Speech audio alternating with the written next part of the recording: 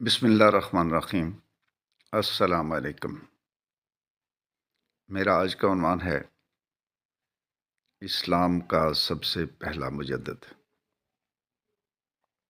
برادران اسلام، اسلام کے سب سے پہلے مجدد عمر بن عبدالعزیز ہیں۔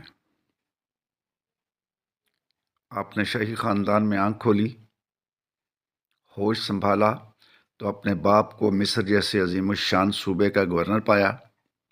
بڑے ہوئے تو خود اموی سلطنت کے ماتحت گورنری پر مامور ہوئے۔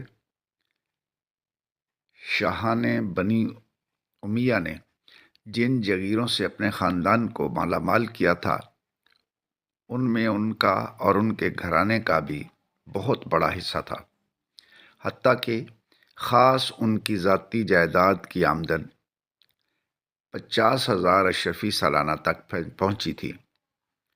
رئیسوں کی طرح پوری شان سے رہتے تھے۔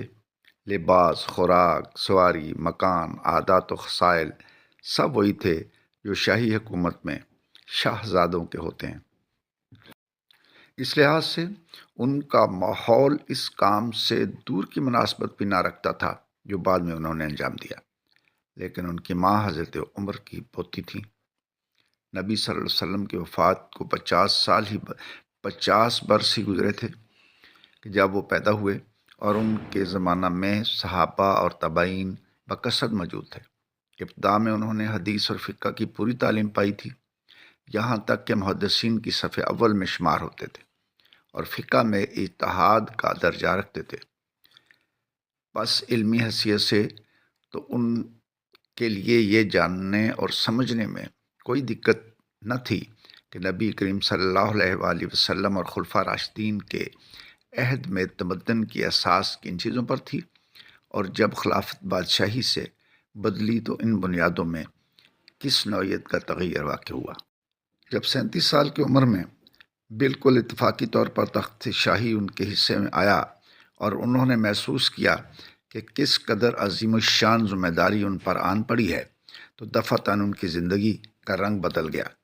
انہوں نے اس طرح کسی ادنیٰ تعامل کے بغیر جاہلیت کے مقابلے میں اسلام کے راستے کو اپنے لیے منتخب کیا کہ گویا یہ ان کا پہلے سے سوچا ہوا فیصلہ تھا۔ تخت شاہی انہیں خاندانی طریق پر ملا تھا، مگر بیعت لیتے وقت مجمع عام میں صاف کہہ دیا کہ میں اپنی بیعت سے تمہیں آزاد کرتا ہوں، تم لوگ جسے چاہو خلیفہ منتخب کر لو۔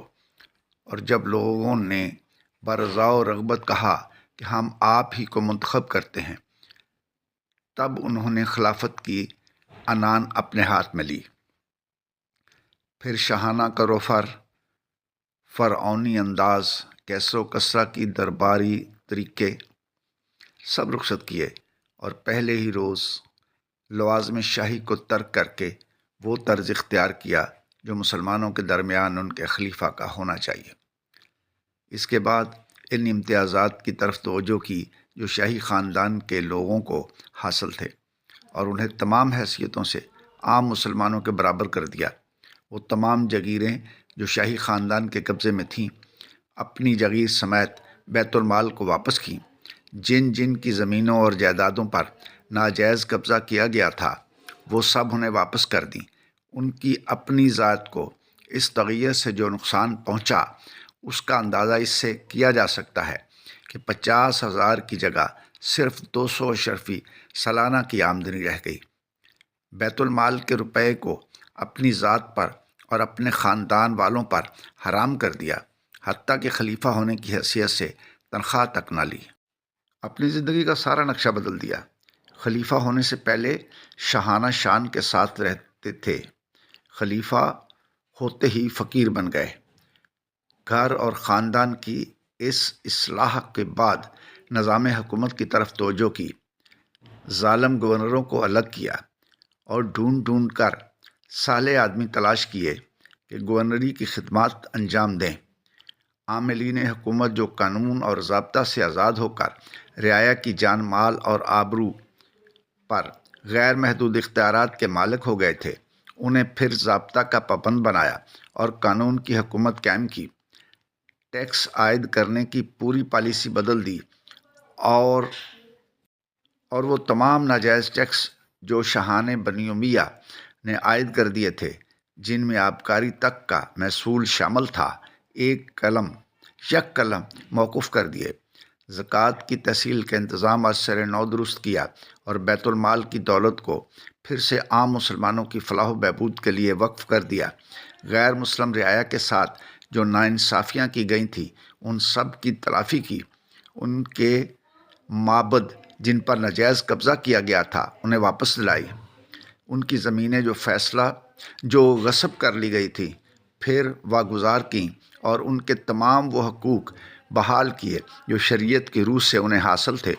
عدالت کو انتظامی حکومت کے دخل سے آزاد کیا اور حکم بین الناس کے ضابطے اور اسپرٹ دونوں کو شاہی نظام کے اثرات سے پاک کر کے اسلامی اصول پر قائم کر دیا۔ اس طرح حضرت عمر بن عبدالعزیز کے ہاتھ سے اسلامی نظام حکومت دوبارہ زندہ ہو گیا۔